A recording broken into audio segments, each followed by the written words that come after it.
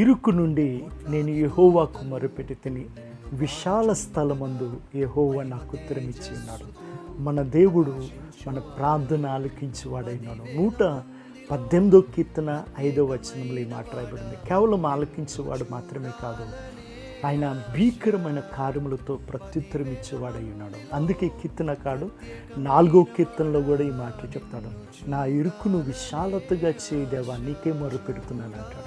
మనం గమనించినట్టయితే మొదటి దినవృత్తాంతంలో 4వ అధ్యాయంలో 8 నుంచి చూసినట్టయితే యాబేషు అనే ఆయన కూడా ప్రార్థిస్తాడు. ఆ ప్రార్థనకు దేవుడు అద్భుతమైన ప్రత్యుత్తరం ఇస్తాడు.